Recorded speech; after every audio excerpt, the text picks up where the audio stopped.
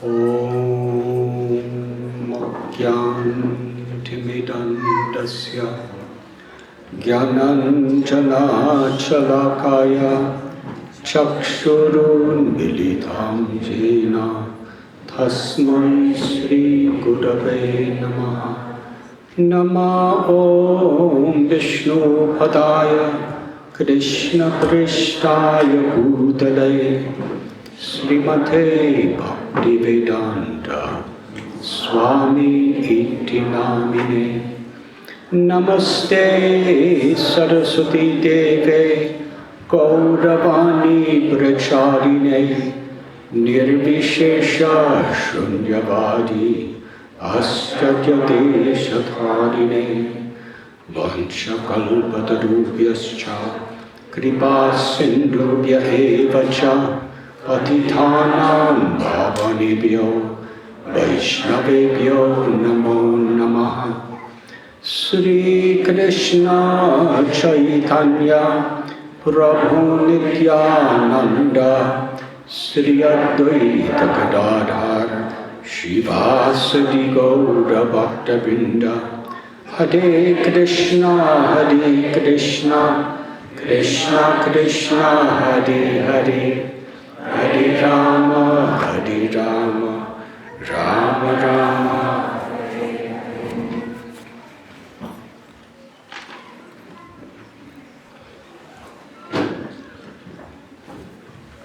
Hare Krishna.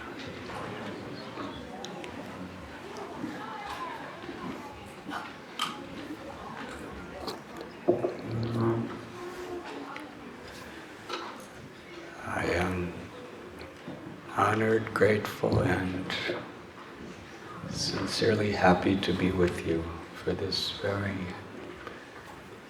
sacred occasion.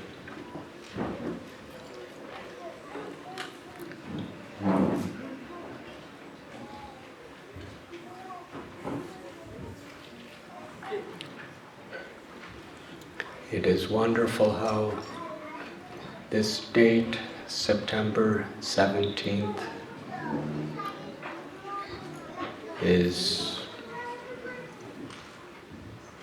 forever enshrined on the altar of the calendar every year.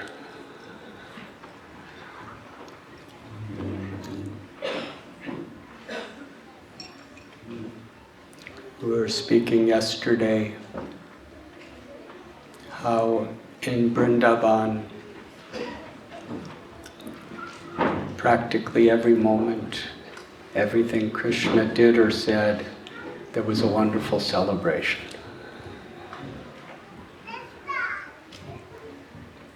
And by Lord Sri Krishna's arrangement, we have this opportunity to celebrate these very special moments in Srila Prabhupada's pastimes of compassion in the world.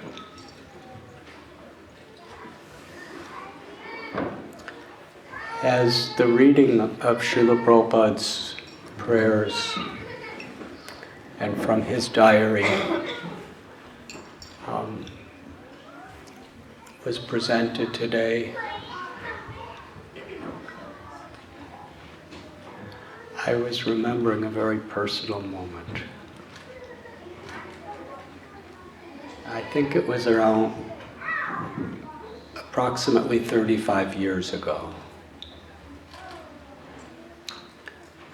I went to the Rath Yatra in New York City. And the morning of Rath Yatra, I was asked to give a Srimad Bhagavatam class at Radhanath Temple in Brooklyn. And before, I was sitting in the lobby when I met a godbrother that I had not seen in many years.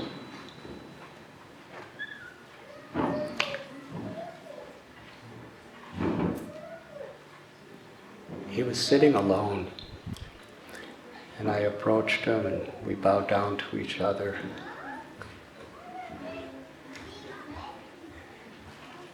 He said,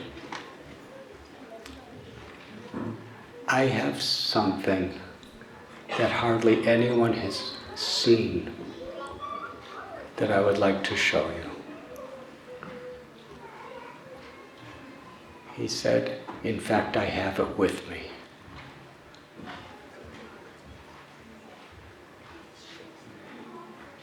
His name was Bali Mardan Prabhu. And he had in a little bag, little cloth bag, the original diaries of His Divine Grace A.C. Bhaktivedanta Swami Prabhupada. This is several years before they were ever printed or published. In fact, it was some years before he sent them to the archives. Since Srila Prabhupada personally entrusted these diaries to him in the 60s, he said they were just sitting in a trunk in his room, decade after decade. I believe he gave access to them to His Holiness Satsarup Goswami Maharaj for the writing of Srila Prabhupada Lilamrita. Otherwise, the diaries were sitting alone in a little trunk. I think it was a trunk that Srila Prabhupada gave him, too.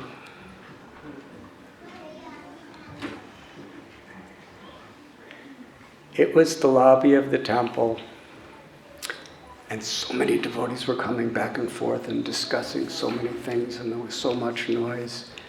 And His Grace Bali Mardan Prabhu and myself just found a little corner, sat on the floor, and he put it in my hands. It was all Srila Prabhupada's personal, original handwriting. And such a, I don't want to use the word cheap, but it was a very inexpensive little booklet that was given complimentary, I think in the office of the Skindia steamship lines in Mumbai, back in the 60s. I have a calendar.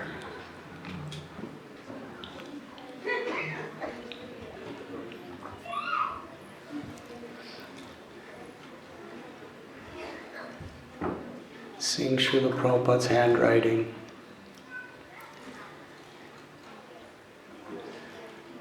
I read through the entire diary.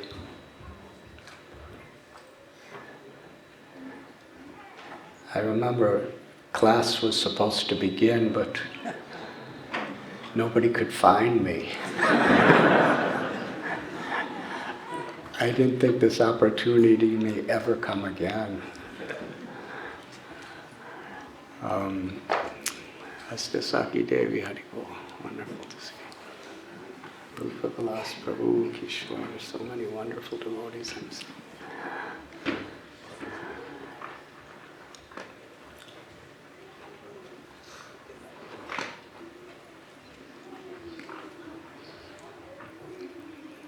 But all of these passages, it was the first time I was ever seeing them.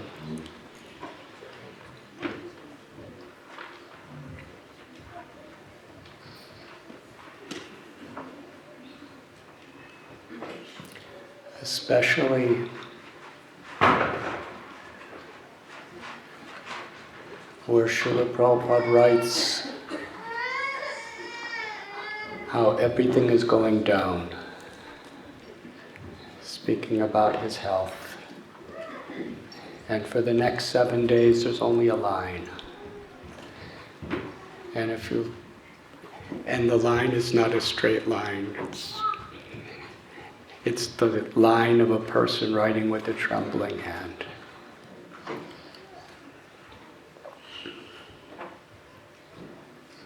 And at the end, on the 8th day,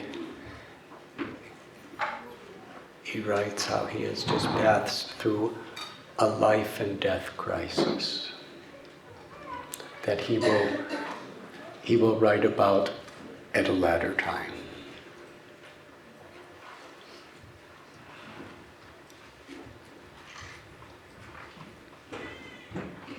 That was in the Arabian Sea. Sometime later,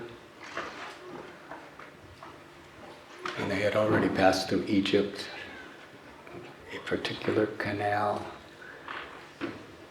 Srila Prabhupada writes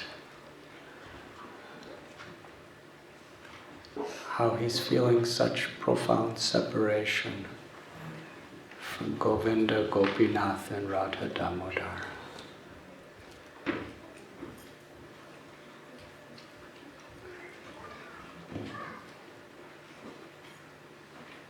And how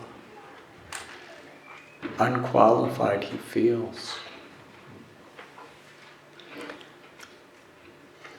But he is here on the instruction of his Guru Maharaj, Srila Bhaktisiddhanta Saraswati Thakur Prabhupada. So far from his home in Vrindavan.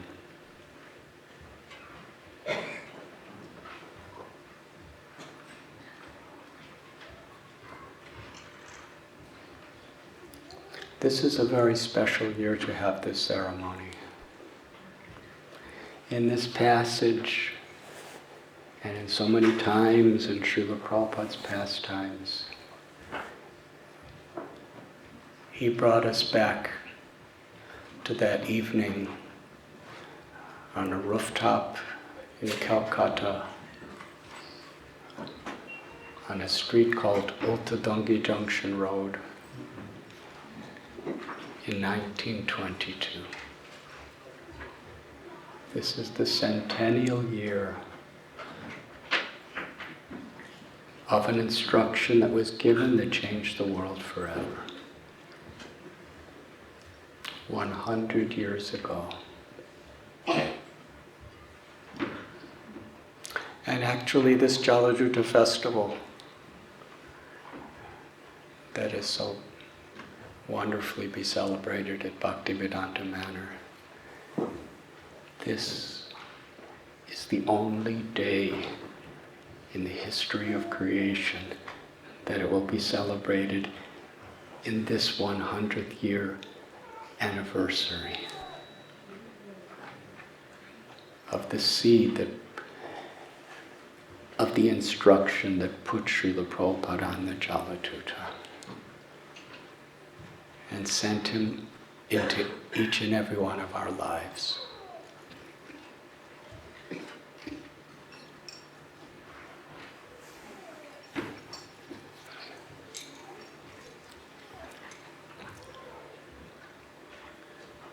Srila Prabhupada often explained this story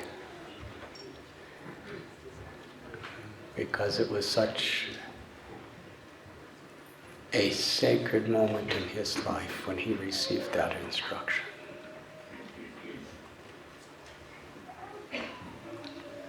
His friend Narendra Mullock, in one recording, Prabhupada said, "He is still alive with us, I have seen him."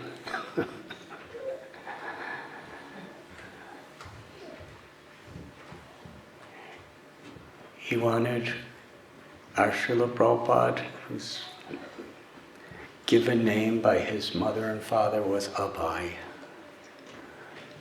to meet a sadhu. Srila Prabhupada was not inclined, but his friend pulled him. In a crowded street of Calcutta, he pulled him. So Prabhupada went to satisfy his friend. They came to the door of a one-story building, only a ground floor, and a rooftop, not very big. This was, it was called the Bhakti Vinod Asana. And later was, actually just before Prabhupada came, it was in the around 1919 or something, that Bhaktisiddhanta Saraswati Thakur Prabhupada left Mayapur Dham for Calcutta. And somehow a few of his well-wishers arranged for a small ground floor building to be rented.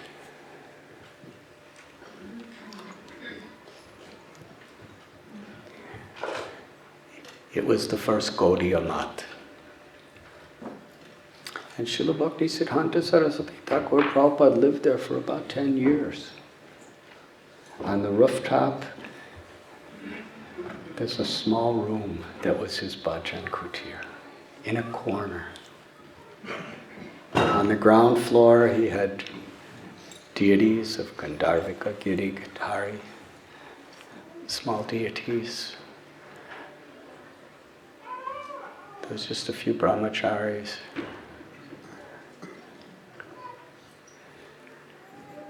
Srila Prabhupada and his friend walked through the front door, was greeted, brought up a flight of steps that led to the rooftop. And there Srila Bhaktisiddhanta Saraswati Prabhupada was speaking. And it's interesting because at that time, from the back of the building, there was a jackfruit tree growing. And that jackfruit tree grew up and it extended where the shade of the tree underneath Srila Bhaktisiddhanta Saraswati Thakur would speak on rooftop.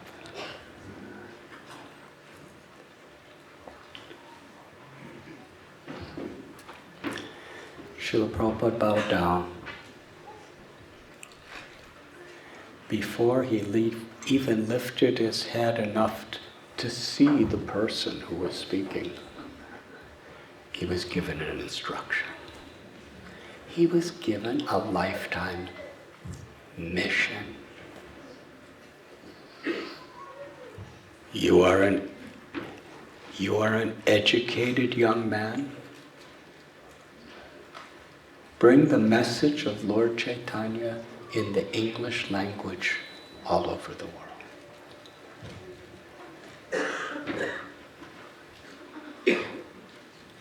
In a certain way, it was a challenge, because at that time Srila Prabhupada was wearing khadi,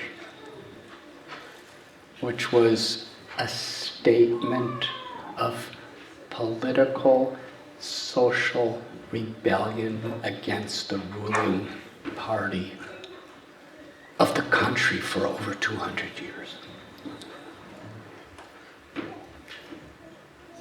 And it's so comforting to speak the story in London. Because it was the British Empire. They had controlled India for almost 2 centuries by then. They controlled the military, the police, the educational system, the legal system. And Srila Prabhupada, wearing this simple cloth that was recommended by Mohandas Gandhi,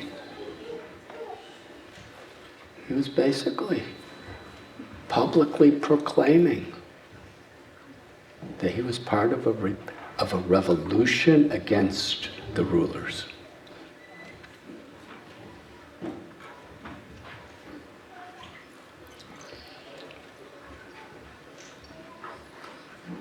Srila Prabhupada asked a question. How will anyone take the message of India seriously when we are a subjugated country? First, we must gain independence.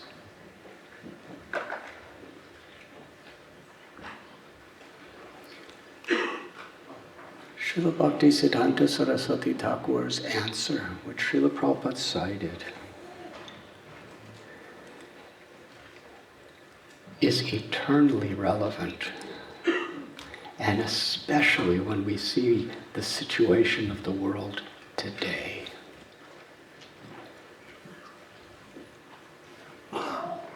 Everywhere.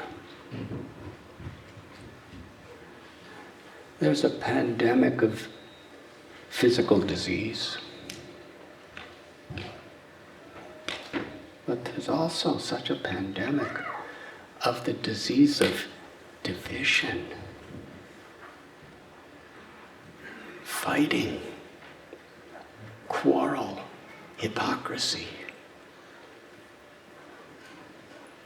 The core symptoms of Kali Yuga.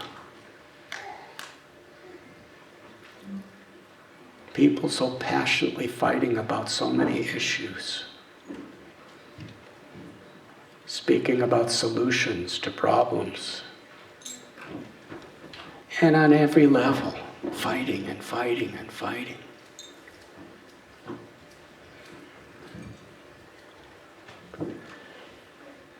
Srila Bhaktisiddhanta Saraswati Thakur said, there will always be these different political parties, different ruling parties, different solutions to various problems, but there is only one problem and only one solution, and it cannot wait. The problem is a lack of Krishna consciousness. And the solution is Krishna consciousness.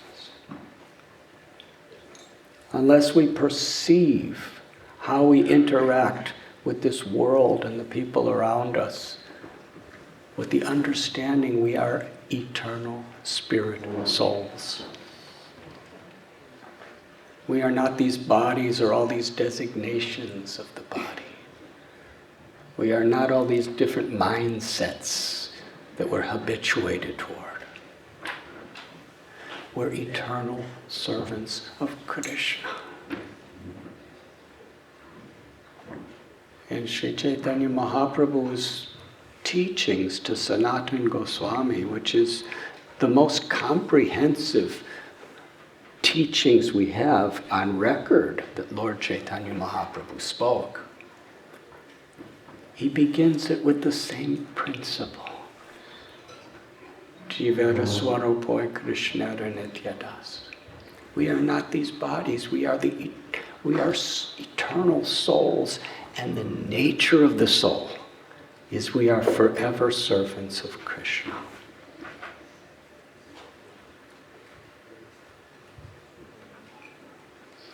That is Krishna consciousness. To be conscious of Krishna.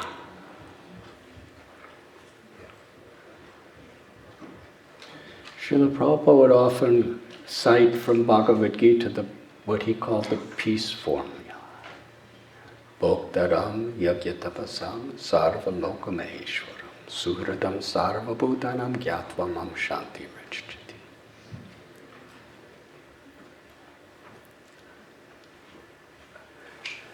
To understand that Krishna is the proprietor of everything that exists.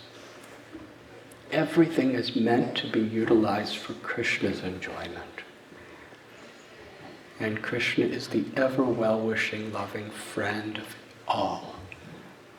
So, one who understands and lives by these principles can achieve peace. Otherwise, any other conception of peace is an illusion.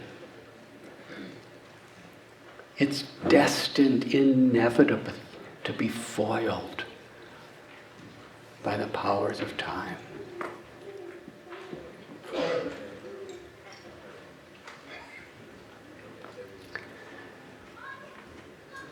Srila Bhaktisiddhanta Saraswati Thakur, he encapsulated Lord Chaitanya Mahaprabhu's teachings in such a concise and powerful and most relevant way on that rooftop in Calcutta.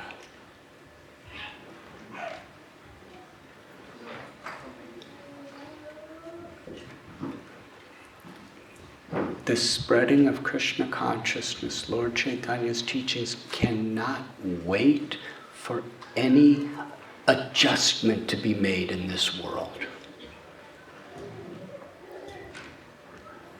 It must be done now. It is the only real necessity.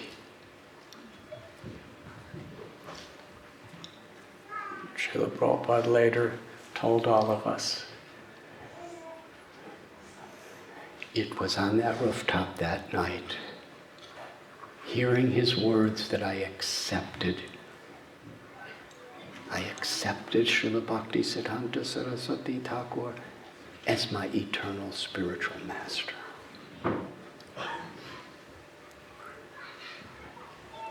And that night, he took that mission as his life and soul.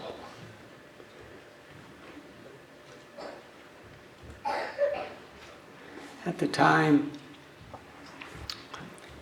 he had just been married and had a really small son that was born. And he was being given all sorts of opportunities to make a living, working for one of his father's friends, Kartik Chandra Bose.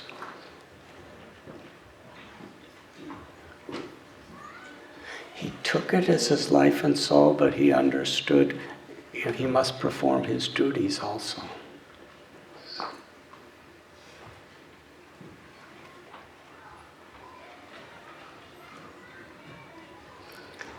I recently listened to a recording of Srila Prabhupada. It was in New Delhi in 1973. It's a conversation. And Srila Prabhupada said, at that time, I was thinking, the disciples of Srila Bhaktivedanta Saraswati Thakur. Prabhupada wasn't initiated yet.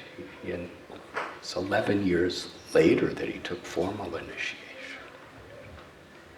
But he said, my godbrothers, they were almost all sannyasis, brahmacharis, and my guru's mission had no money, and everyone was going door to door begging, trying to help my Guru Maharaj. And I was thinking, let me make substantial funds and wealth to give to my Guru Maharaj so my godbrothers don't have to go out and beg. And then Srila Prabhupada actually gave a whole history of what happened after that. And it culminated with Prabhupada said, but it ended up, I was begging door to door just like my godbrothers, with nothing to offer. He said, but it is all Krishna's arrangement because now I am here with you.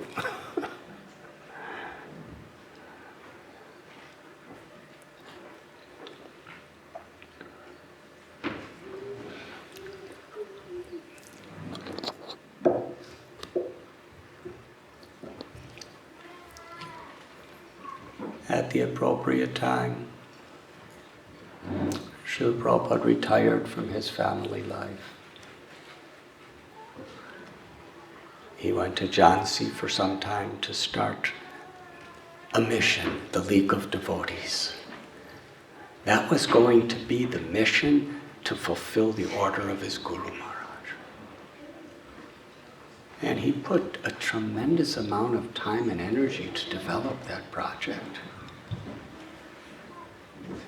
And one day, everything was taken away from him and he was told to leave.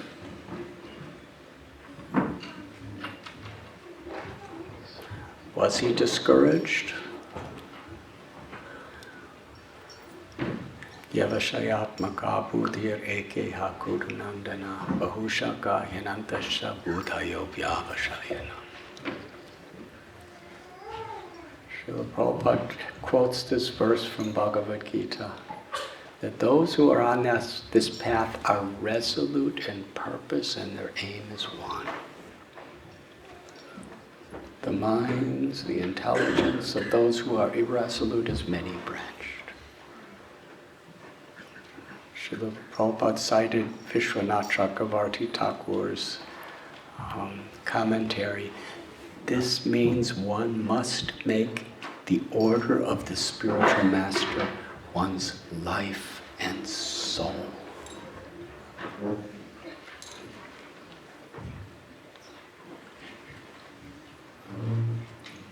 Srila Prabhupada was going from place to place, trying to establish, at the beginning in India, this mission to fulfill the order of his Guru.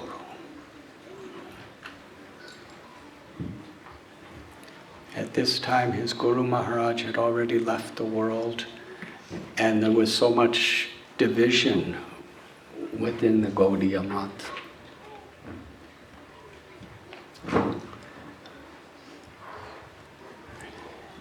And not much of a vision of going beyond India.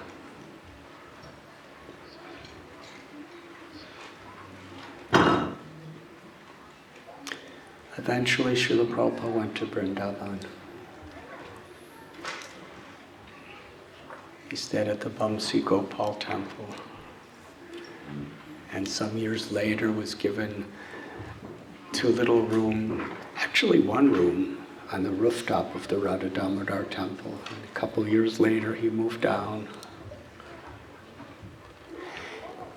He was giving his whole life in preparation. From 1944, he was publishing, writing, editing, raising the funds for, and distributing the Back to Godhead magazine.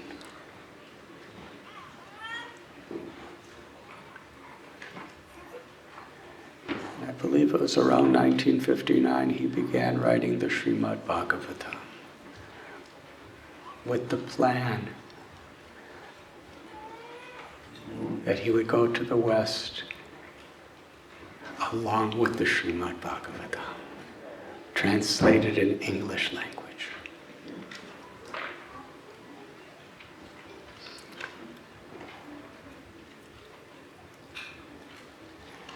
In Srila Prabhupada's Lilamrita, His Holiness Satsvarup Goswami Maharaj gives us a window into some of the challenges Srila Prabhupada faced in those days.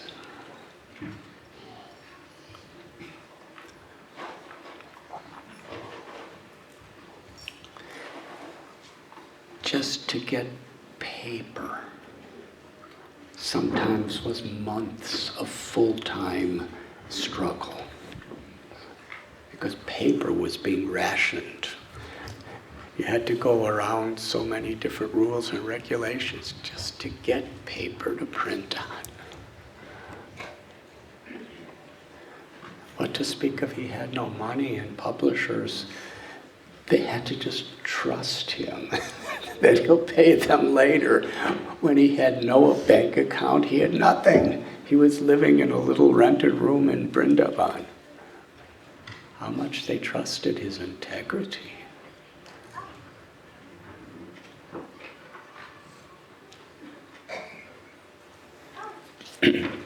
He couldn't get the funds for the third volume of the Srimad Bhagavatam. He went to Mumbai and asked Sumati Murarji, because she was a very devout follower of Krishna in the Pushti Marg. And she had met Srila Prabhupada before. She agreed to fund the third volume. When he had the first canto done, he was going around from his room in Radha Damodar. He would sometimes go to Delhi to preach, sometimes to Kanpur, sometimes he would go to Agra. And Srila Prabhupada tells a story. Once when he was in Agra, he was at a Mr. Agarwal's house. And Mr. Agarwal was expressing to Srila Prabhupada his anxiety that my son went to the West to study. He was supposed to come back and help the family, but he got entrapped by an American woman. And now he's living in America. He was expecting the Swamiji to give him some, good advice, get his son back or something. Prabhupada said, "Oh, your son is living in America? Have him get a visa for me." Mr. Agarwal was silent. He was shocked. He didn't say a word. Never heard another word about it. Srila Prabhupada told us 3 months later, never hearing another sentence about this subject, Srila Prabhupada got a letter from Delhi that the United States government, the council in New York, has given permission for him to come to America. He took this as a very auspicious sign. And he started, in those days, in 1965, for a Swami with no money and nothing, to get visa to come to America, that was difficult. But more difficult, far more difficult, was getting all the permissions from India to leave the country. So many certificates, registrations, P-forms, and all these other things he had to get. And he was diligently working, but still, he had no passage. He took a train back to Mumbai from Mathura. He would, from the biographies I have written, he would usually go on the mail trains. That means where the postal mail was just the slowest trains.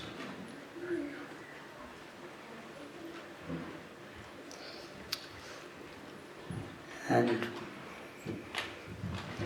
Sumati Maharaj, he approached her.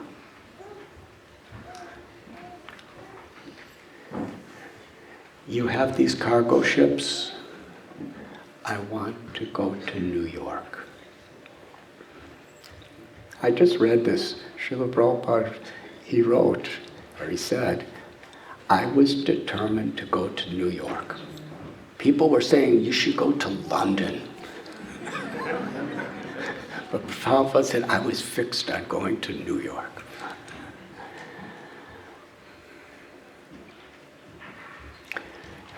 But then he came to London. Some years later. He went to Sumati Maharaj, and when he made this proposal, she totally rejected it. Srila Prabhupada quotes her, quote unquote. Sumati Maharaj said, "No." That was all. She just said, "No." And Prabhupada was trying to convince her. She just said no. And when Prabhupada was trying to understand why she's so adamant about saying no, she said, "Because you are a very old man and you are not in good health. The voyage is very difficult. And if you live to get to New York, no one will listen to you. Those people there are so engrossed in materialistic life, they don't want to hear what you have to say." She said, "Start your mission in India. I'll help you. I'll give you all facilities. You can stay with me. I'll give you an accommodation in Mumbai." She already did that, actually. But Prabhupada was insistent.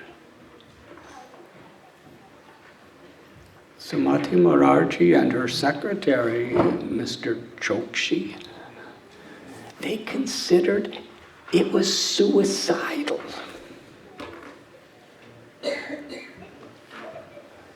And they would have, actually, at one point, Sumati Maharaji wasn't even talking to him.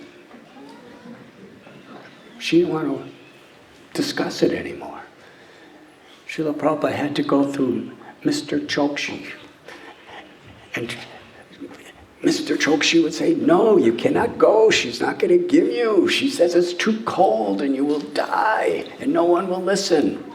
And Prabhupada said, will you tell her this? And he would give her so many arguments. He would give him so many arguments to give her, because he wasn't allowed in his office, at her office anymore. And he would come back and give all the arguments why she refused, which was usually no.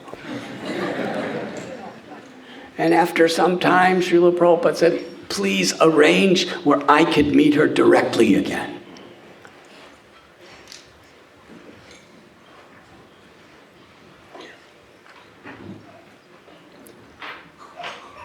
Srila Prabhupada was begging.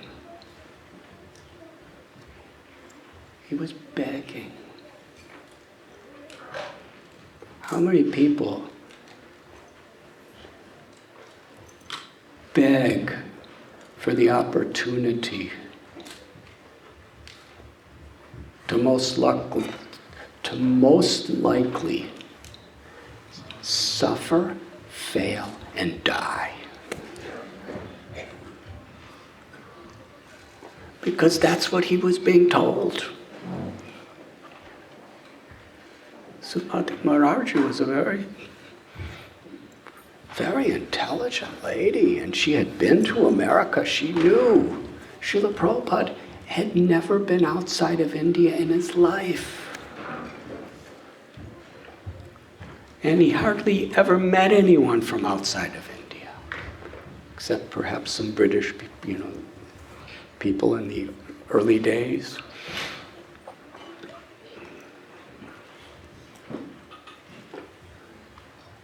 He insisted. Finally, she surrendered. She said, all right, I will give you a passage on one of the cargo ships to New York. I'll let you know which ship and when. Time was passing. Srila Prabhupada was approaching Mr. Chokshi. What's happening? He says, nothing. Prabhupada was getting angry.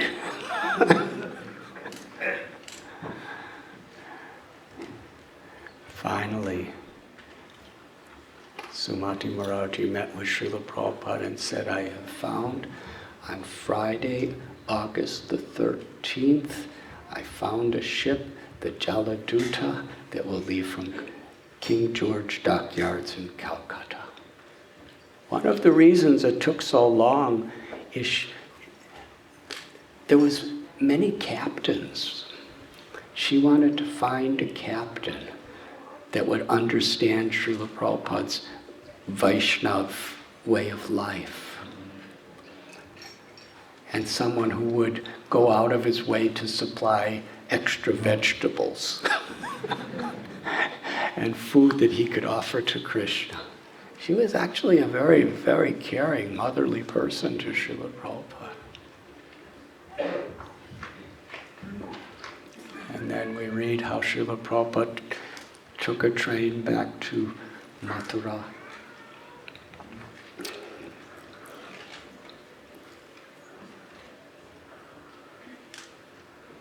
And then took the train to Calcutta. He went to Mayapur to spend a day at the Samadhi Mandir of Srila Bhaktisiddhanta Saraswati Thakur Prabhupada to receive blessings. He stopped in Shantipur, where he expressed to the Pujari of Advaita Bhavan that my Guru Maharaj has given me an impossible mission. And then he returned to Calcutta. He was in Calcutta actually for a couple of weeks before he went to Mayapur, and he was giving some classes. He was staying at a free dharamshala, or guest house, that is just a little room with no furniture or anything. And everyone shares the same bathrooms. It was given to him. And just a person he met one time before was trying to arrange for him to go out and preach. He was a young man named Bhattacharya. And they were trying to go to the newspapers in Calcutta to get an article that here is this Bengali gentleman from Calcutta who is now going to New York City to spread the message of Lord Chaitanya Mahaprabhu in the Bhagavad Gita to the whole world. And no newspapers wanted to put the article because they considered this is impossible. They considered it a waste of time. I think one small little newspaper had an interview with him and he was talking about how he had centers all over the world. He was seeing the future. But literally, no one in the world took him seriously.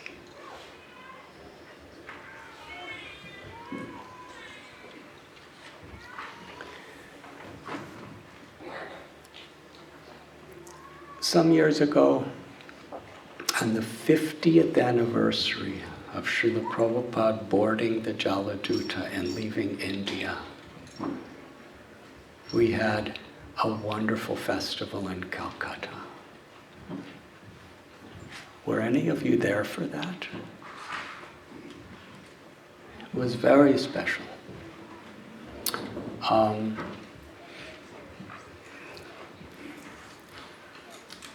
Because it's the monsoon rainy season, we couldn't do anything outdoors.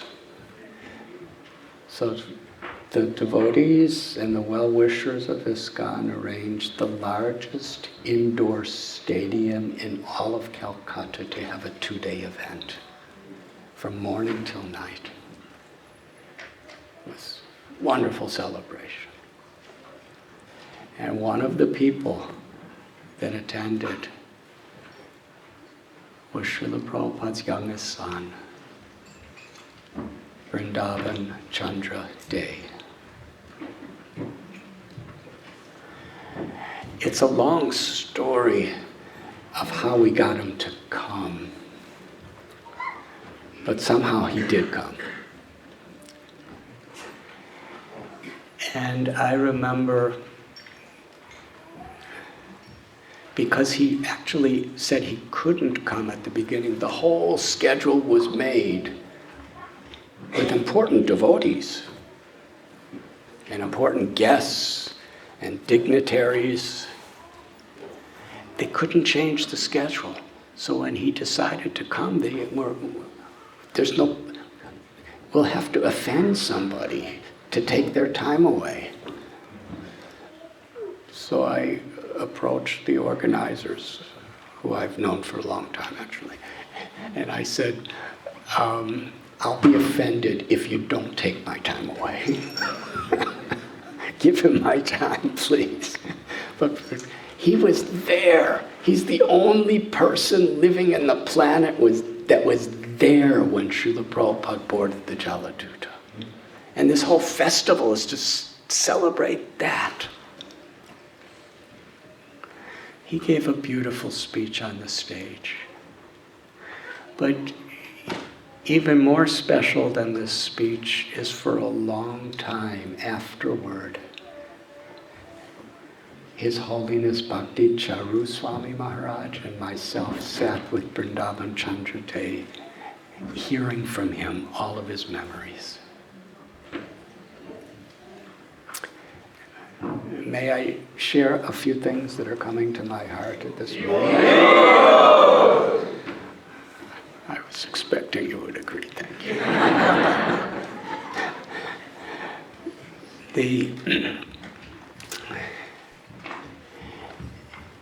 He said when Srila Prabhupada was in Calcutta, neither he or anyone in his family even knew he was there.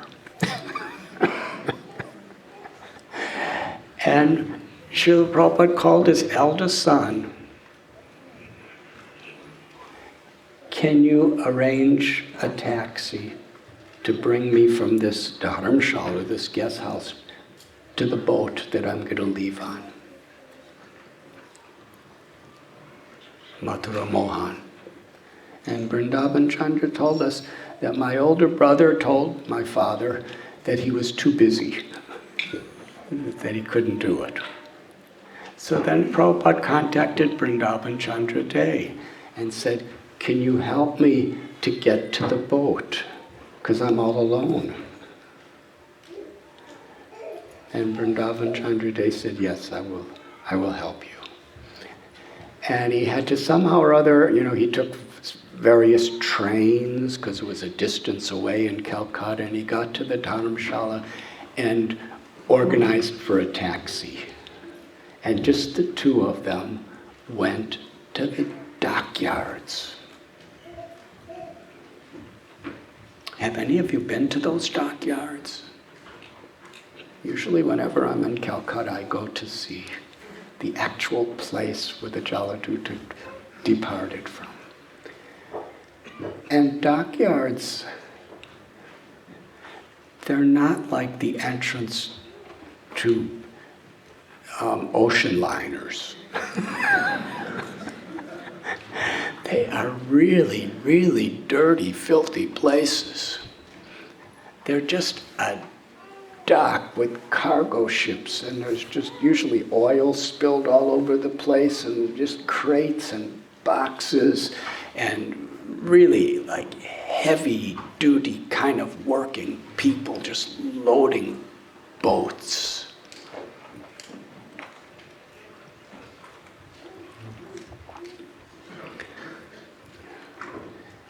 And we heard from the reading today from the diary, there were 5 people who were there with Srila Prabhupada when he was about to leave.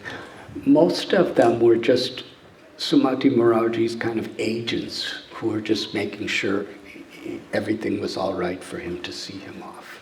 The only person he really knew more intimately was his own son.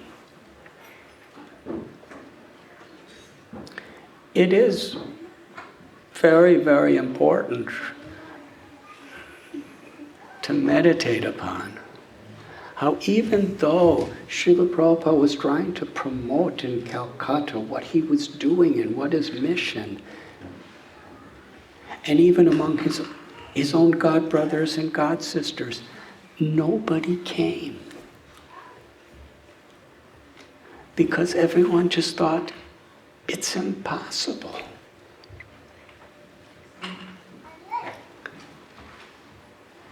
Vrindavan Chandra Prabhu told us he personally went on the Jaladuta with Srila Prabhupada and went into Srila Prabhupada's personal quarters. It was the only nice room in the whole boat. It's a cargo ship. And how Srila Prabhupada, it was so simple. He was so happy to get those accommodations. And Vrindavan Chandra Day said the boat was late in taking off because there was some issue trying to, go out to the Bay of Bengal. He said he sat in Srila Prabhupada's compartment for a couple hours just talking with his father. And as he was speaking to His Holiness Bhakti Charu Swami Maharaj and myself, Vrindavan Chandra Day, Prabhupada's son, he started to cry because he was reliving these moments. He said, I knew for sure I'll never see my father again. How will he live? How will he live a 38-day journey on a cargo ship over oceans and seas and continents, and what is he going to do in America?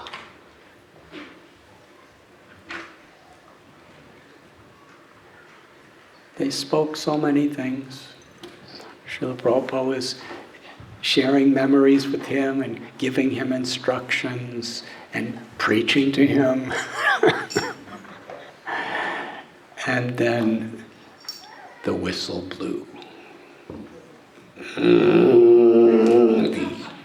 the ocean cargo ship, the horn, not a whistle, the horn blew, which means they were about to go. And Vrindavan Chandra,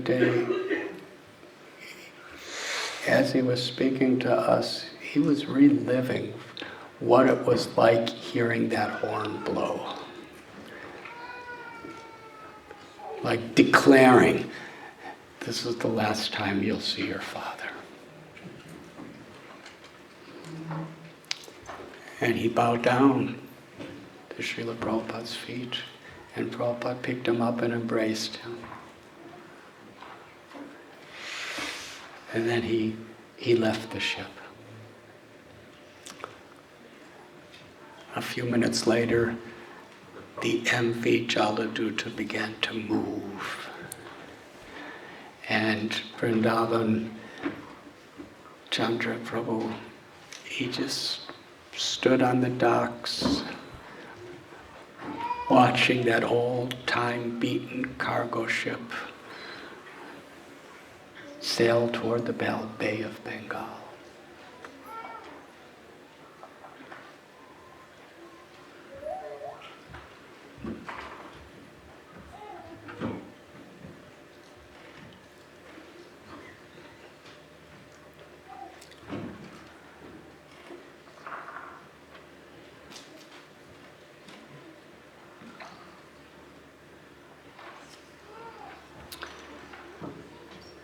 Vrindavan Chandra Day told us that just before he was leaving, after the horn blew, Srila Prabhupada gave him some rupees.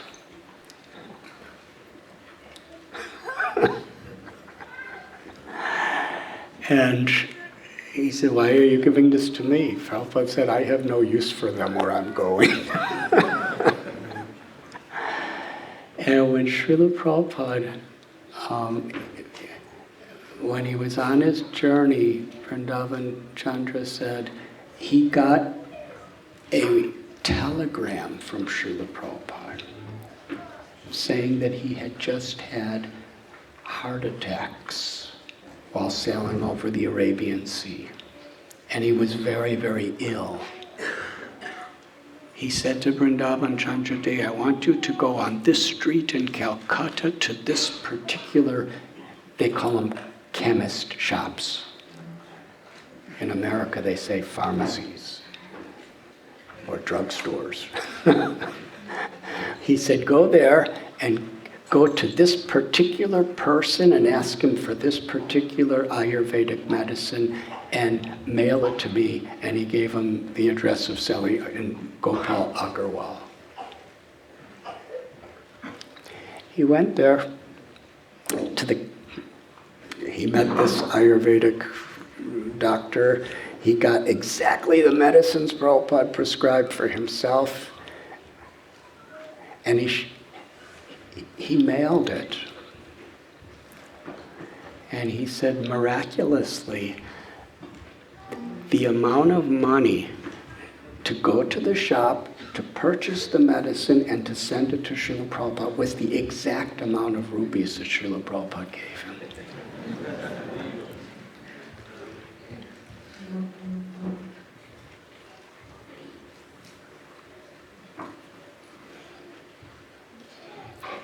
We have heard seasickness, 2 heart attacks. And Srila Prabhupada explained later, during those days where he just made that trembling line for a whole week,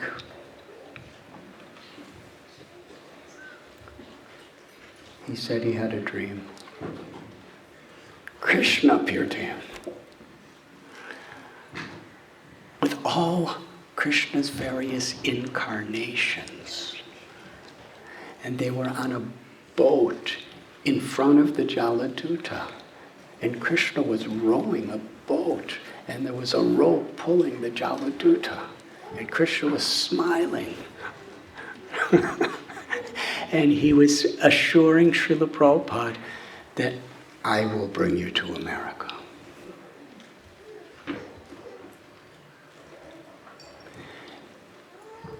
In the Jaladuta diary, there's several places where Srila Prabhupada writes, it will be read tomorrow's passages. When they reached the Atlantic Ocean,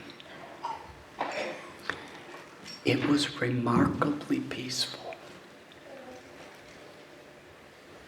Captain Pandey's wife, they were telling Srila Prabhupada, even the technicians who were on board, they were saying to Srila Prabhupada that every time we have ever made this passage over the Atlantic Ocean, it has been stormy seas. We've never seen it like this before. And Srila Prabhupada, he always told them the same thing. It is Lord Sri Krishna's grace. Those words. It is Lord Sri Krishna's grace. Because if the Atlantic Ocean was any way it normally is, Prabhupada said, I would have surely died. It would have been impossible. But when Krishna appeared to him rowing the boat and pulling the Jaladuta, Srila Prabhupada knew for sure Krishna's bringing him to America. 38 days at sea. Actually, it was 35, I believe, when they first approached the Boston harbor, September 17th, 1965.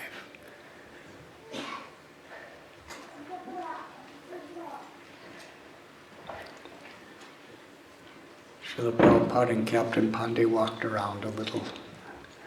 They did all their immigration formalities. They came back on the boat.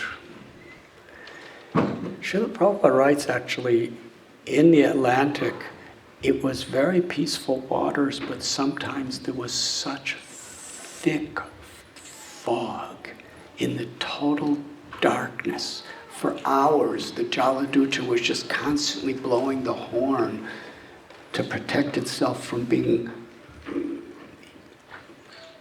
collisions with other ships, because you could not see anything.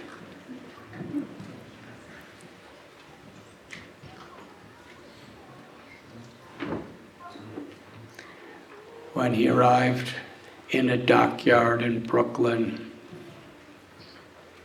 he came off the ship. There was just some professionally hired stranger waiting to put him on a bus. That was his reception in the United States of America. He had no idea what Butler, Pennsylvania was about. In fact, if it wasn't for Srila Prabhupada, I don't think 99.999% of devotees in the world would know what Butler, Pennsylvania is all about.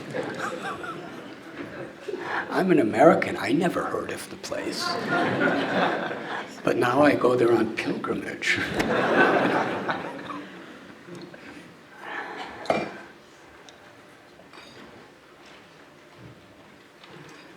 Yes. Srila Prabhupada was put in a very cheap little YMCA hotel to stay. And he was invited to come to the Agarwal's house to cook. And he would walk back and forth. It's about a 1 kilometer walk between.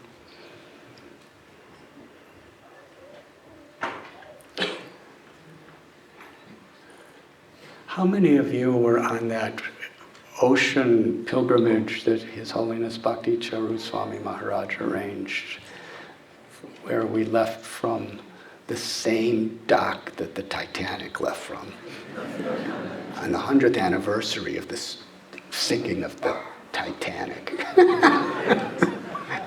You remember that? And we went, I think,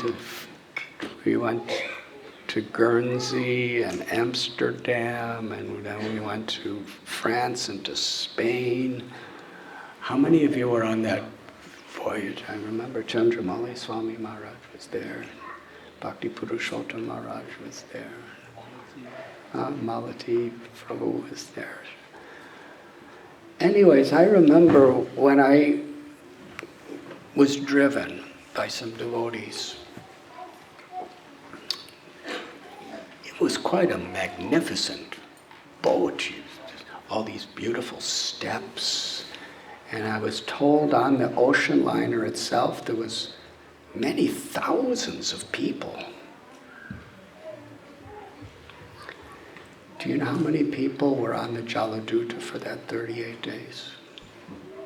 There was the captain, his wife, Mrs. Pandey. There was a navigator, and all the others were just like the people on the ships who were just moving the boxes. Srila Prabhupada was the only passenger. On that whole journey, Srila Prabhupada writes in his diary, there was totally 55 people on the Jaladuta.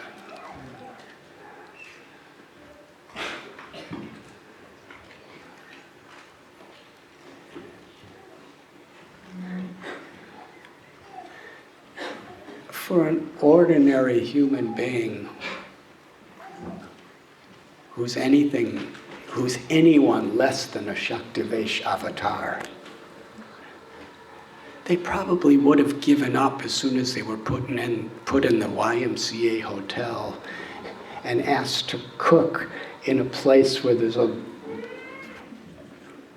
refrigerator full of meat, fish, and eggs.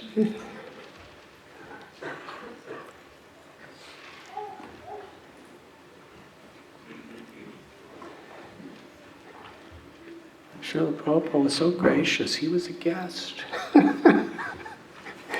Srila Prabhupada said that Gopal Agarwal's father actually several times asked him to get this permission for sadhus, but none of them ever came. So Gopal knew for sure, this is just another one.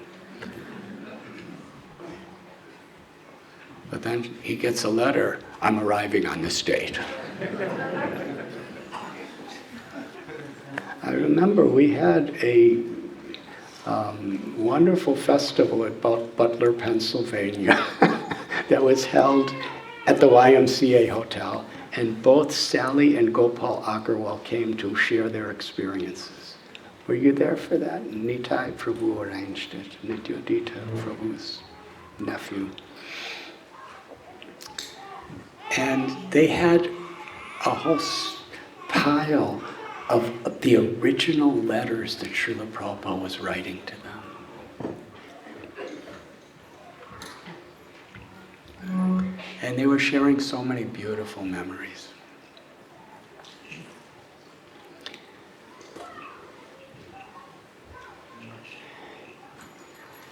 Yes. Prabhupada was YMCA hotel, the other guests there were not at all like him. He walked a mile to go to cook. Srila Prabhupada never said anything to them to make them feel guilty or bad. Srila Prabhupada cooked a wonderful feast for them for lunch. And they liked it so much, the whole family. And Srila Prabhupada said, this is strategic planning at its most transcendental, best essence. Srila Prabhupada said,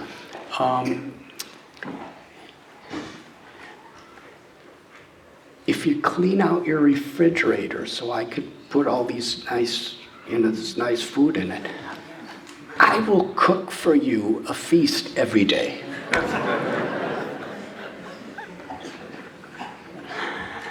That's how he solved the problem. They didn't need food anymore because he was going to cook for them every day.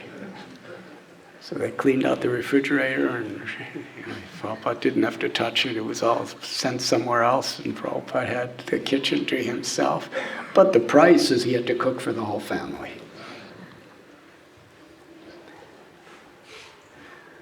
And Sally Agarwal was just an American lady, Christian lady, and we have all seen the videotapes that Vishaka Prabhu and Yadubar Prabhu have taken of her in their wonderful films about Srila Prabhupada's life.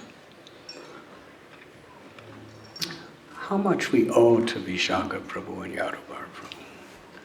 So much of what, in the photographs, in the videos or films, practically whatever the world has, so much of it is, they were empowered to give us by Srila Prabhupada himself.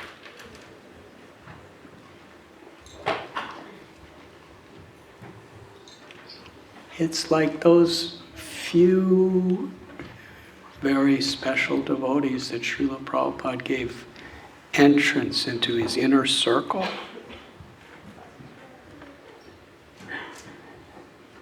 He entrusted them to share what they were being given with the whole world for all generations to come. We have seen Her Grace Yamuna Devi's book, Shama Sundar Prabhu's book, Mukunda Maharaj's book, Gurudas Prabhu's book. So many, Malati Prabhu, so many of her recollections and her wisdom. Tamal Krishna Goswami's book. So many of these devotees who were in that inner circle, Jaipatak Swami Maharaj, what they had experienced with Srila Prabhupada is there for the whole world, for all generations to come. It's not that they were just there because they liked to be with Srila Prabhupada. They were there because Srila Prabhupada was entrusting them with something for the world.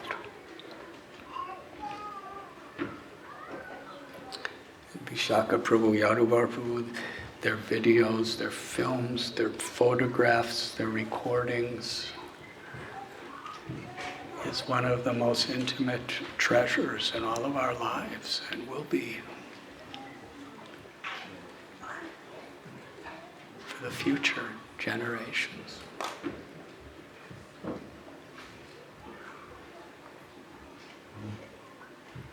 Sally Agarwal says in one of the films, she becomes very emotional,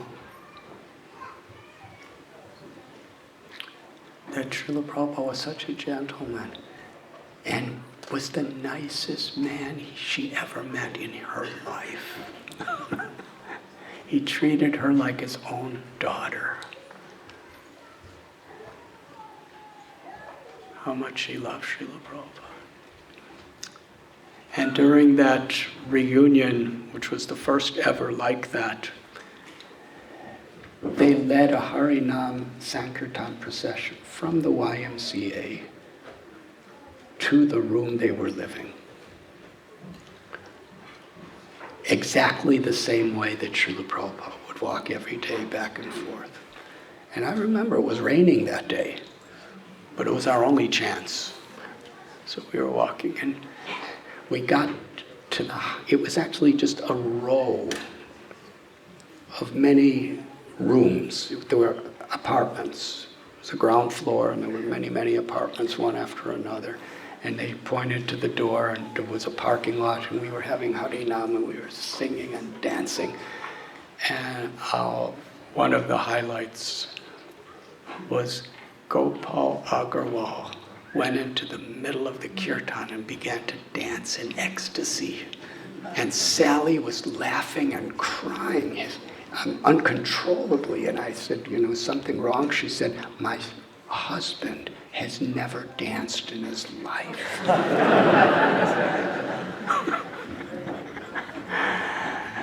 And it was actually very special. And then we went to the door of the place because they weren't living there anymore. They moved out of that place years before. And devotees were so intoxicated with the moment, they knocked on the door. And these very fortunate people, They didn't know anything about anything.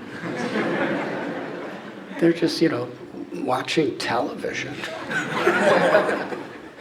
They open the door, and there's about 150 devotees right up at the door screaming, and the mardangers and kartals and wampers and screaming, and they're all looking inside, and they opened the door and immediately closed it.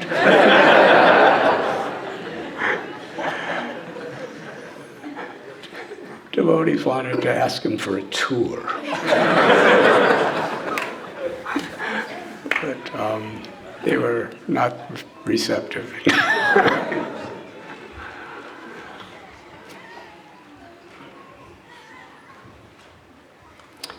And Sally Agarwal told me one of the most heart-rending, heart-melting, emotional experiences of her life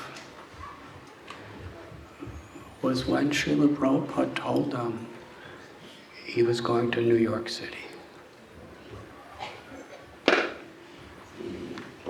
Because for Sally, she saw on a physical level, Srila Prabhupada was such a vulnerable person. He really knew nothing about the customs of America except what she was teaching him.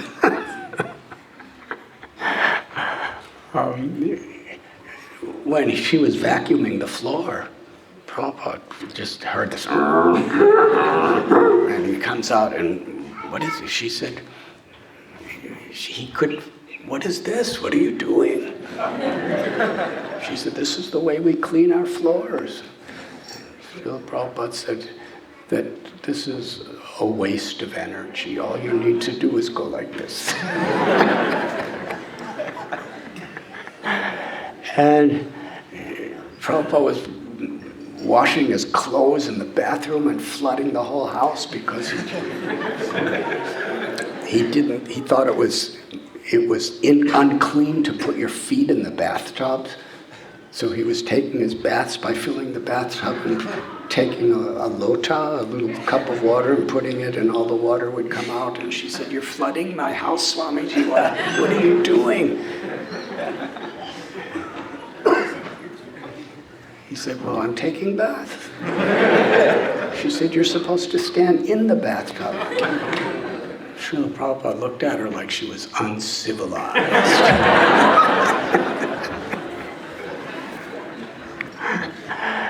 And Prabhupada was washing, she would hear, you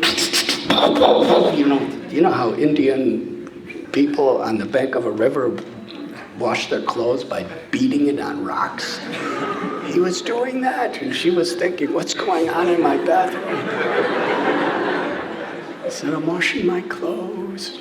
She said, this is not how we do it. She took him to a laundromat, and he was seeing all these clothes going, and he just thought he would laugh. How people are utilizing all their human intelligence to invent all these machines that all you have to do is go like this. But anyways, it endeared Srila Prabhupada so deeply to her heart and soul. And then when he said, I'm going to New York City, he had no money. He had one contact, a Dr. Mishra, who he never met before. He wasn't even really sure if he was going to help him.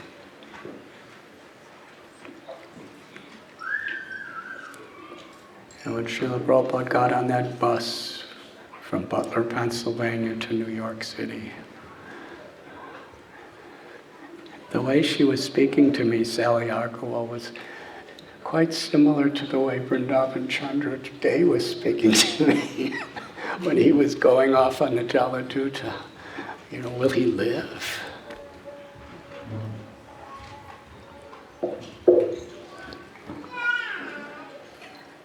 And we know the story when Srila Prabhupada came to New York City.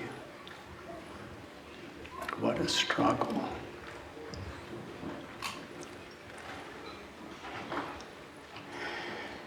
He would say, that he felt great confidence when he was on Jaladutta because he had 5 crates with Srimad Bhagavatam.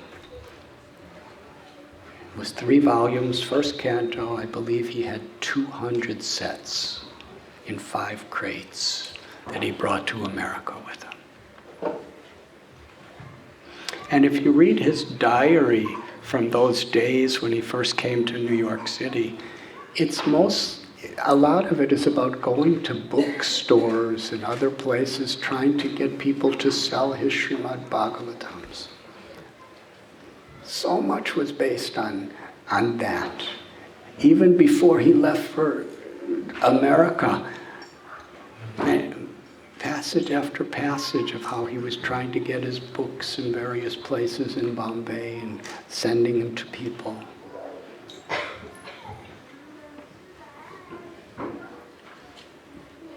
He had the order of his guru on Jaladutta. He had 5 boxes of Srimad Bhagavatam. He said, my only solace was the nectarine pastimes of Lord Chaitanya in his Bengali edition of Sri Chaitanya Charitamrita. And he had his dream of Krishna, who was going to bring him to safety. Failure after failure from an external perspective. He wanted a building so much, and people of India were willing to give money for it, but the government would not allow them to release the funds.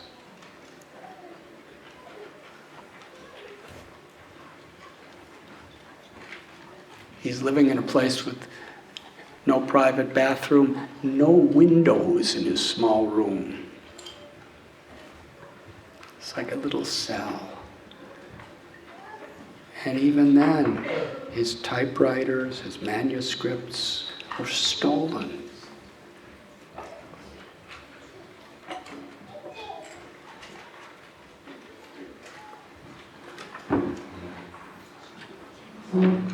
And nobody was really encouraging him anywhere. This was Srila Prabhupada's mercy. And he's our founder Acharya. I like to believe him as a founder because he found all of us. If he didn't find us, and he really looked to, he took every risk to give you and me the chance to be Krishna conscious. And actually,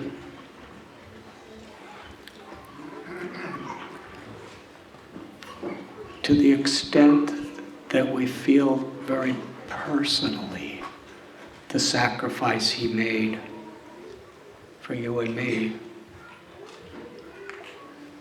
we'll be grateful.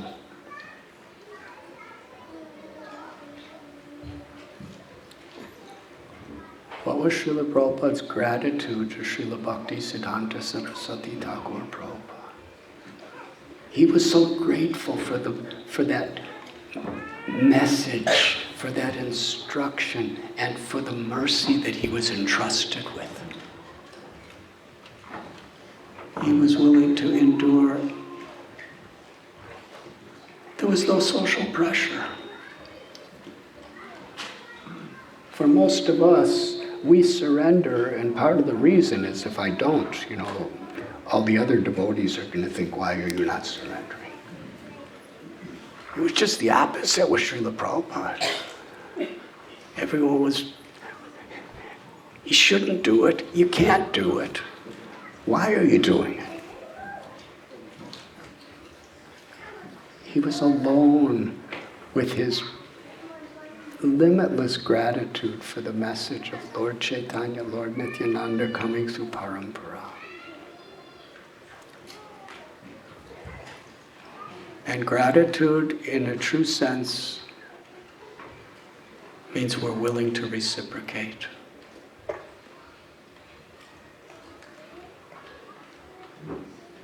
We're willing to make even inconceivable sacrifices.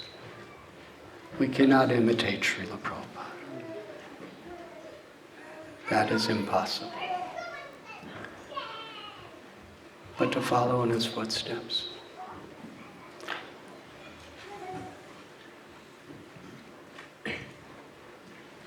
When Srila Prabhupada was asked, what can we do to repay you? You're not only giving us love of God, you're giving us the love of God of Vrindavan.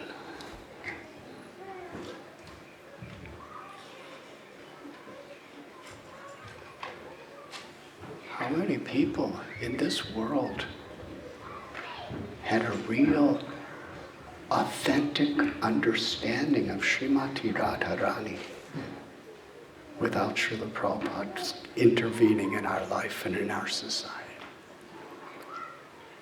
The topmost realm of the spiritual expression of ecstatic love for Krishna.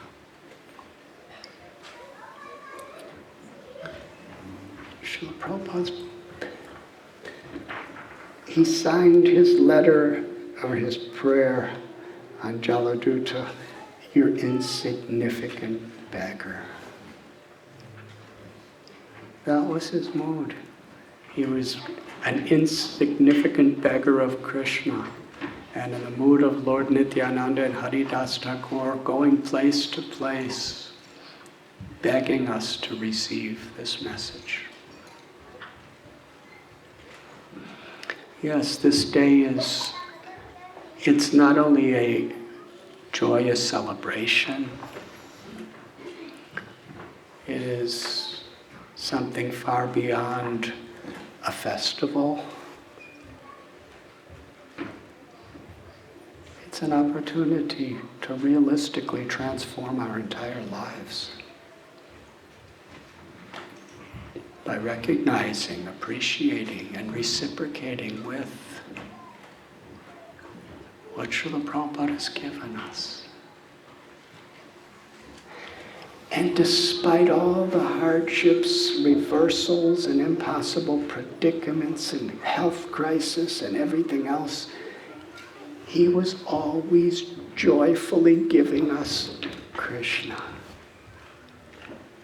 Always giving us the holy names of Krishna and his wonderful books.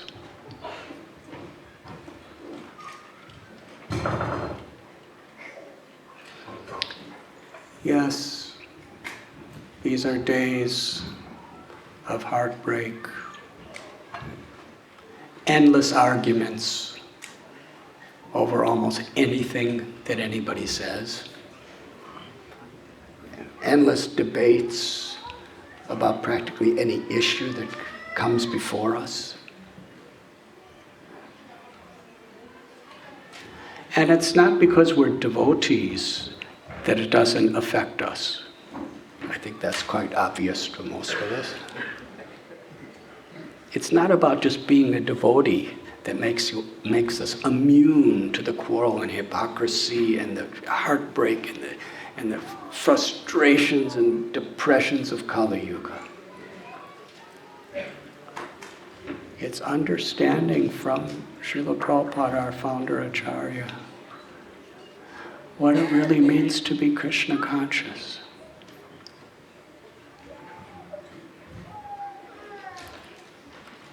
If we try to emulate the spirit of this day, September 17th, when Srila Prabhupada first arrived in the West, and all the background and history of what happened before and after to the present day, our hearts will fill with such gratitude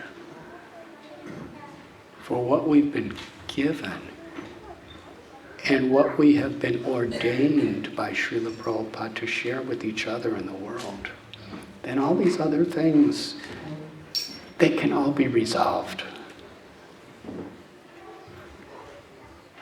Because they're really not very important.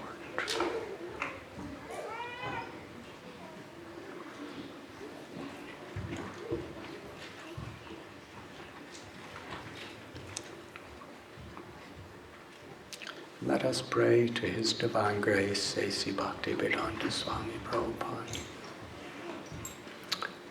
that we can take seriously as our life and soul His simple reply, how can we repay you for what you've given?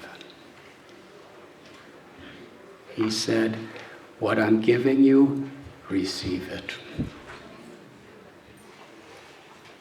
Perform your sadhana.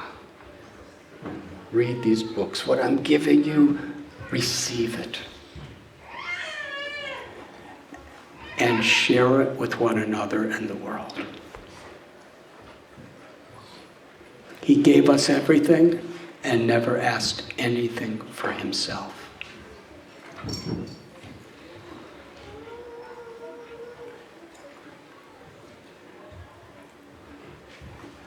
Thank you very much.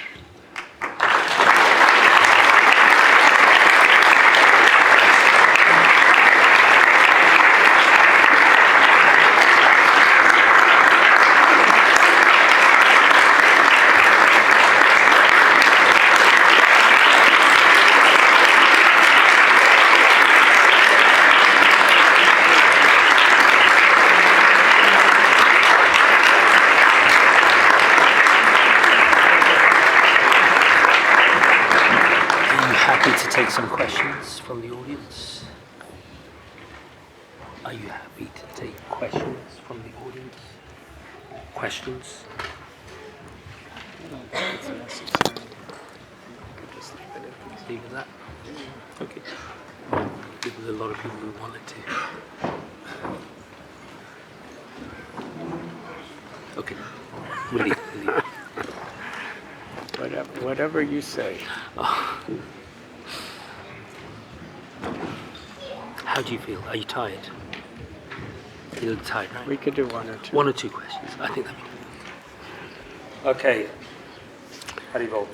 After. Okay, thank you.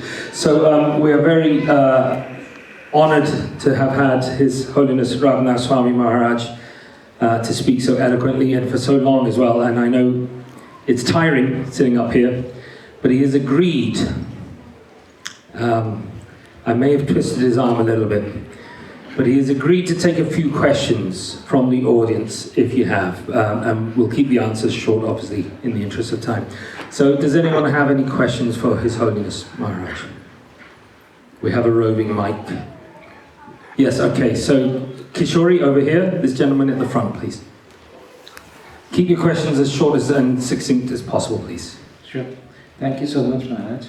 My question is, how do we cultivate Guru consciousness, Prabhupada consciousness? Because it's a very purifying experience to be in that consciousness of Prabhupada. How do we cultivate this as part of our sadhana? Thank you.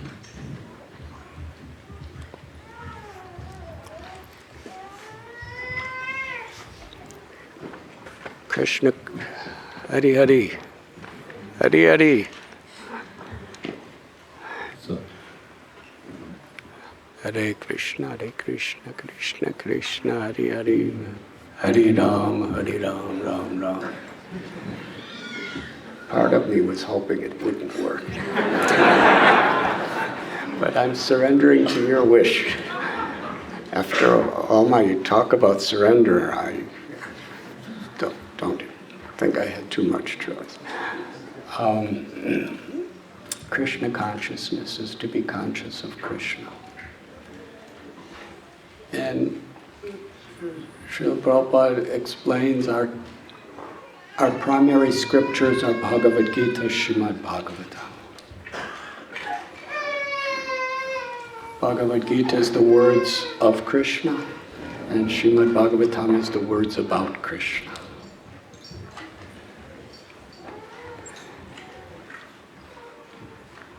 To hear and to follow.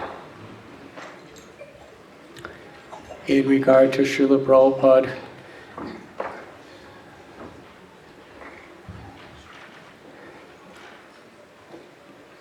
contemplate this virtue of gratitude. One great philosopher said that gratitude is the mother of all other virtues.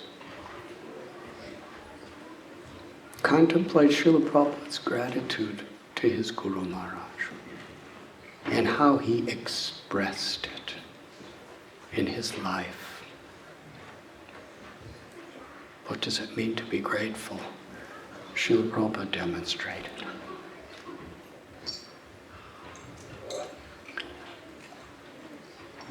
How much effort he made to give us his books. Not only for years in Vrindavan, he didn't have dictaphones or any disciples to help him. He was just sitting there with a little kerosene lamp in a little room on a manual typewriter, like that. He wrote. How much, when he would give the English translations, he would read all the purports, the commentaries of the prominent acharyas. And at Jiva Goswami's, Rupa Goswami's living place, he prayed, he pondered with gratitude to his Guru Maharaj, and he would compose the Bhaktivedanta purports. And even though later on he had a dictaphone and everything, he would still do the same thing.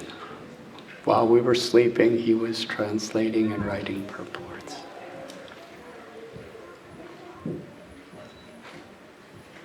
He gave us Bhagavad Gita, Sri Ishopanishad, Nectar of Devotion, Srimad Bhagavatam up to the prayers of Lord Brahma in the 10th canto, Sri Chaitanya Charitamrita.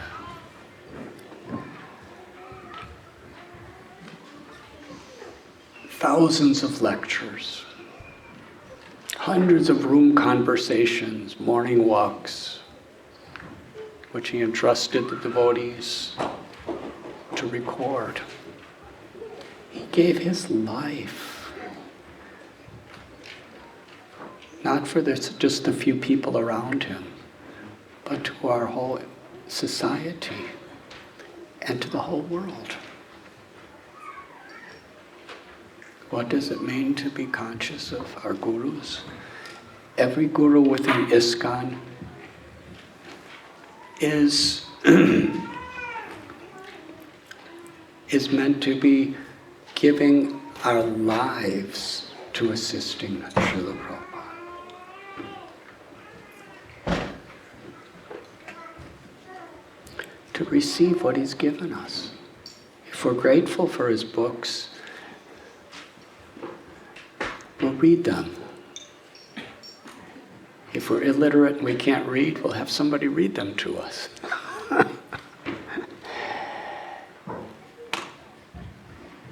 How much emphasis he's put on the chanting of the holy names. Nam Sankirtan, Japa. When we take initiation, or when we're aspiring to be initiated, to be conscious of Srila Prabhupada is with gratitude, not in just an external ritualistic way or social formal way, but with sincere gratitude. We want to surrender to receiving what he's given us by practicing. To do anything good in Krishna consciousness, we should never expect it to be easy. Because we're going against the tide of the whole material existence.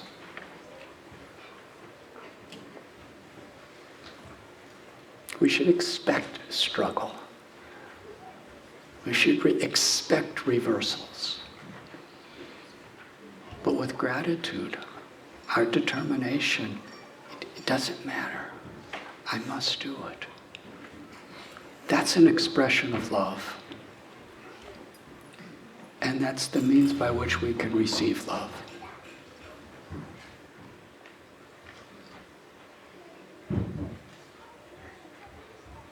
How we treat each other.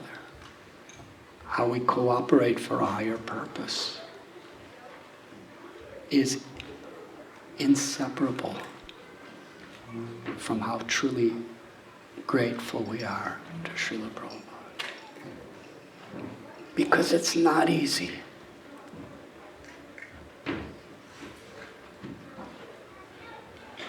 Does that answer your question?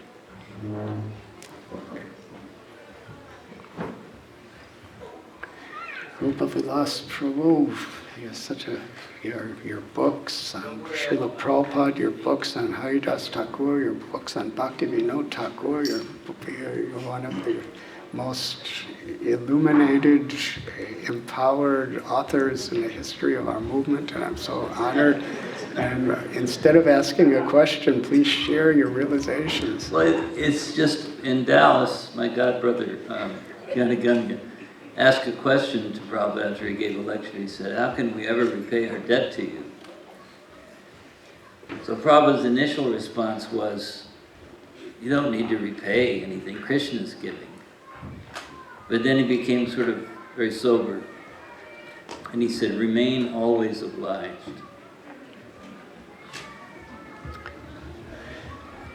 Everything I tried to say in the last 2 hours, Rupa Vilas produced.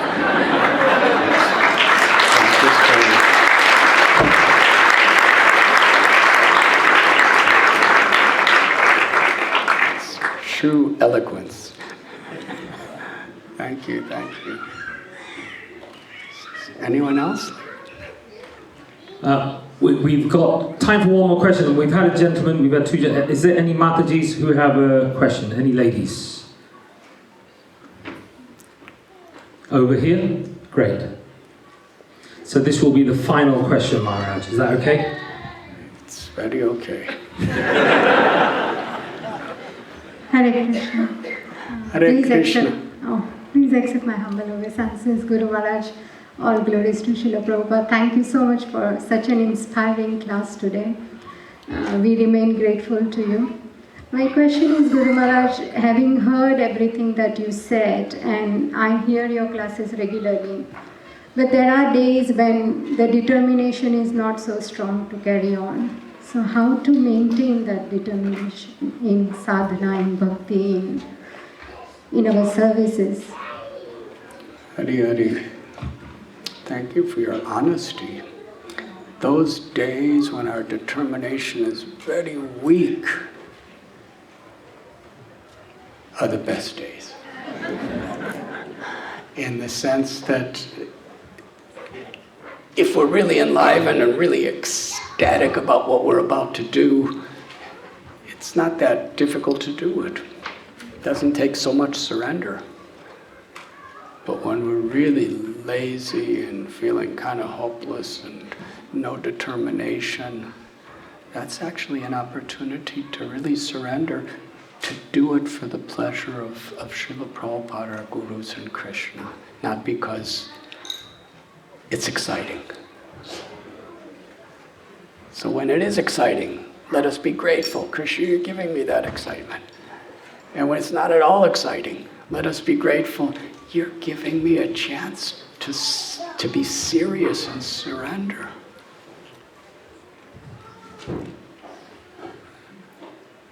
That's what it means to be Krishna conscious. I remember, actually it was in 1972, so it was 50 years ago. 50 years ago, I was in a large gathering and Srila Prabhupada was on a stage speaking, and somebody asked him, what if I don't feel enthusiastic?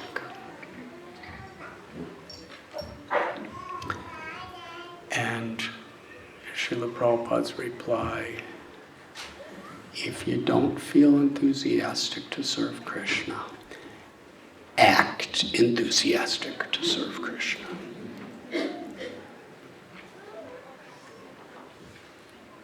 That's what it means to be a devotee.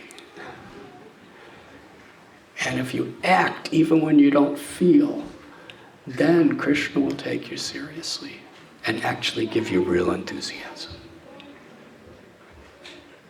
It's like at Ultadunga Junction Road in Calcutta when Krishna consciousness cannot wait for changes. That same principle we can take in our own life in relation to your question. We have our vows, we have our sadhana, we have our service in the way we interact with the Vaishnava community and help with the mission. And this is the urgent need. It can't just be on the days we feel like it. It can't be on the days that it's easy. Can't just be on the days that I'm excited about it. It needs to be done. If a mother's sleeping and the baby's crying in an urgent state, does the mother think, oh, I'm just not feeling enthusiastic? Are you a mother by chance? No? Okay. You are, okay. Well, you have more realization than me, actually. Obviously.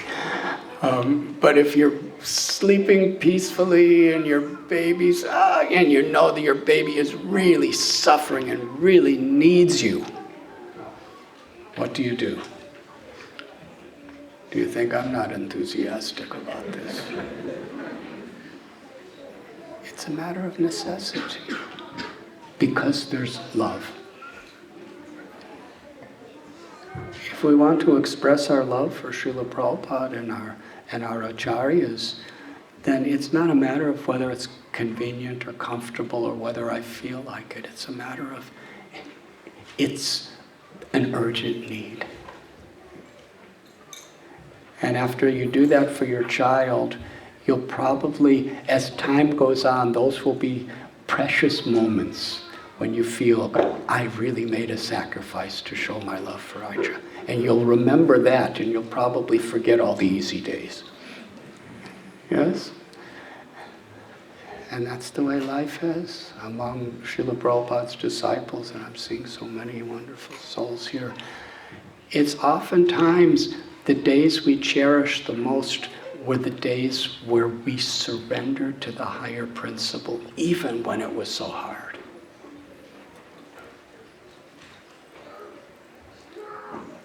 Krishna reciprocates by enshrining those moments within us.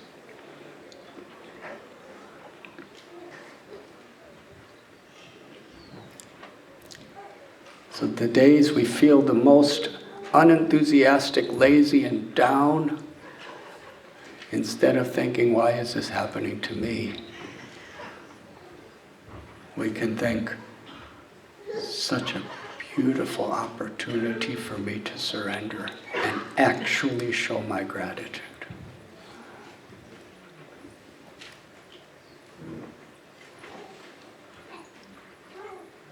Does that answer your question? Thank you.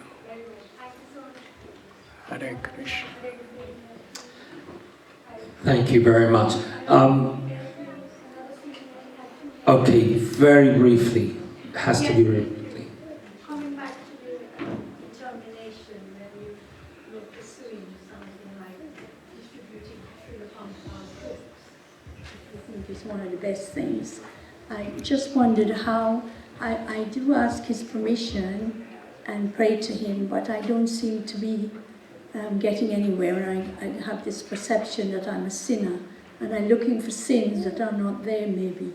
Can you help me to think of a different way, how I can be more successful, because I feel I'm not getting where I want to get. Well, every great devotee always thinks they're sinners. That's read the prayers of Bhaktivedanta Thakur, Narottam Das Thakur, Krishna Das Kaviraj Goswami, Rupa Goswami, Sanatana Goswami, even Srila Prabhupada. You know, the more we love Krishna, the more we naturally feel we're the most fallen. But Srila Prabhupada said we should feel like we're the most fallen, but we shouldn't be the most fallen. Because when we feel we're the most fallen, we're reaching out for Krishna and surrendering our hearts in total humility to serve Krishna. So, yes, we're sinners, and it's not something to be depressed about. It's something that even though I'm so sinful, I have this opportunity to serve. Even though I'm so undeserving, it's coming to me. How grateful I should follow to the best of my ability. That's how we make progress. Samsadhyar haritosam. Yasya prasada bhagavat prasado, yasya prasada nagati kudam. The only success of life is to please Krishna. And if our Guru is pleased, Krishna is pleased. And if our Guru is not pleased, Krishna is not pleased. So try to understand what pleases Srila Prabhupada and those who are serving Srila Prabhupada with their lives and souls. And even if we're feeling sinful and down, let it act in a way to humble us, to really take shelter of the holy names. If we think we're advanced, we'll probably chant the holy names in a very mechanical way. But if we really feel the urgent need in a fallen state, then with tears from our hearts we will be crying out for Radharani and Gokulananda's mercy as we chant Hare Krishna, Krishna Krishna, Hare Hare, Hare Rama, Rama, Hare. And in 1966, Srila Prabhupada established in that little storefront the International Society for Krishna Consciousness. And there were hardly anybody even committed to help him at that time.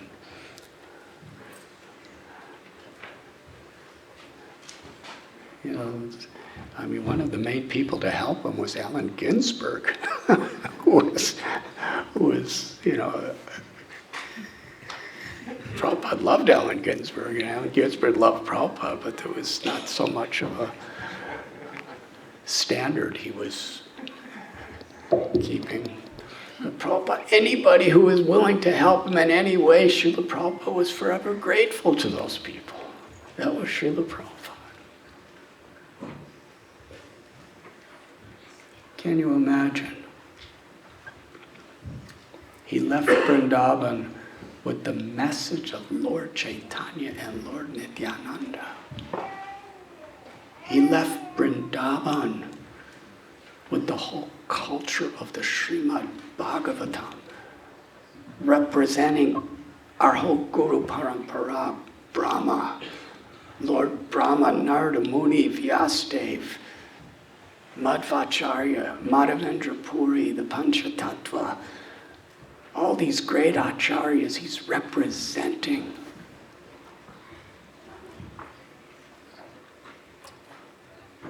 He wasn't saying, Krishna, look what I'm doing and look who I'm serving. You should send me a round-trip airplane ticket on Air India or Pan Am. No. He had to beg and plead for months with the answer no to go on a cargo ship across the oceans.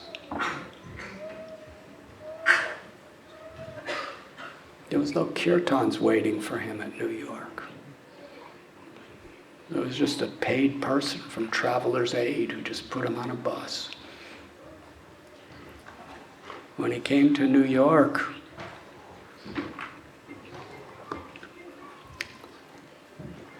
I was just recently speaking, well, I'll tell it another time, because I have a tendency to go over time.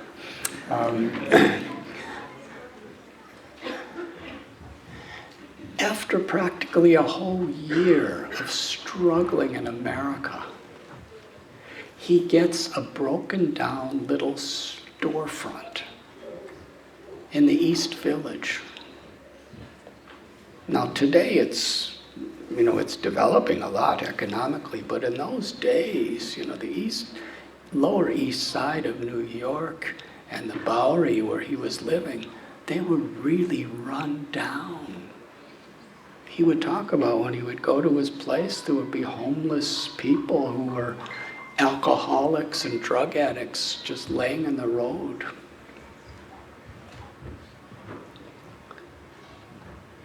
So who is he representing? What is the message he has? He's such a cultured, dignified ambassador of the highest truth. And he's given this tiny, broken down storefront on rent. And he didn't have any money for the next month's rent. But he was so grateful.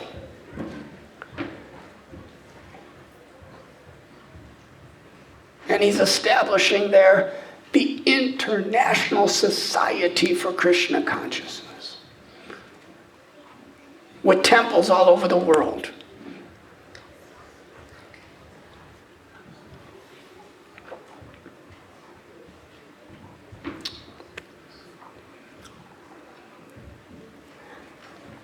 That's his love for you.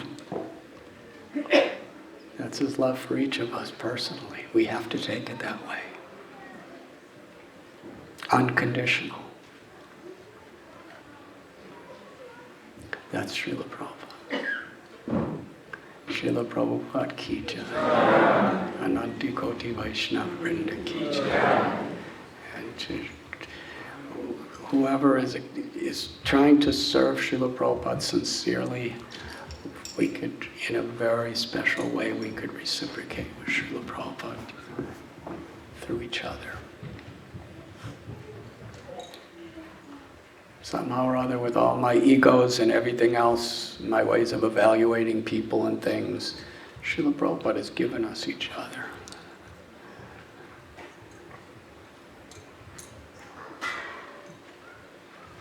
Hare Krishna.